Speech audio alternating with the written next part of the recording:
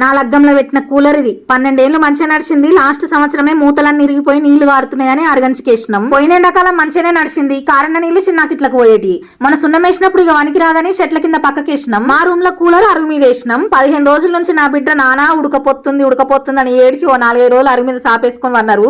తర్వాత నేను కింద వండ నానా కూలరే కొనుక్కరా అని రోజులు పెట్టింది. అసలే మా ఆయన వేస్ట్ నుంచి బెస్ట్ తయారు చేస్తాడు. ఇక బిడ్డ నన్ను కూకుంటాడా? కొత్త కూలర్ కొంటే ఏం తక్కువ 5,000 కావాలి. గంత బడ్జెట్ నా దగ్గర లేదని అలా దోస్తు లెవెల్ రోడ్డు మీద వారేసిన కూలర్ ఉంటే దాని మూతలు ఇప్పుకొచ్చి దీనికి పెట్టడానికి ఫస్ట్ పాత కూలర్ ని మంచిగా సాఫ్ చేస్తుండు. పెయింట్ బ్రష్ తోటి మట్టి దులిపి బట్టలు రాకే బ్రష్ తోటి లోపల తొట్టే రాకి నీళ్లు కొట్టి బట్టతోటి తుడిచి తీసుకొచ్చిన మూతల్ని కూడా కడిగి పెడుతుండు. ఏ వస్తువైనా నీట్ గా క్లీన్ గా లేకపోతే ఆయనకు తిన్న తిండి కూడా పైన పట్టది. నేనేమో నాకేం సంబంధం లేదని ముఖమంతా మార్చి గడ్డ మీద కూర్చున్నా. ఎందుకంటే ఆయనకు నాకు డిషం అయింది. మున్పేమో నెలలు మాట్లాడకుండా ఉండేటోడు. ఇప్పుడు అప్పటంత అధ్వానం ఏం లేడు, జల్దే మాట్లాడుతుండు. నట్లు బోల్ట్లే ఆయన ఆస్తుపాస్తులు. చిన్న స్క్రూలు తీసుకొని పాత కూలర్ కు కొత్త మూతల్ని కలుపుతుండు. కూలర్ తీసుకొచ్చే ముందే మాకు లొల్లైంది.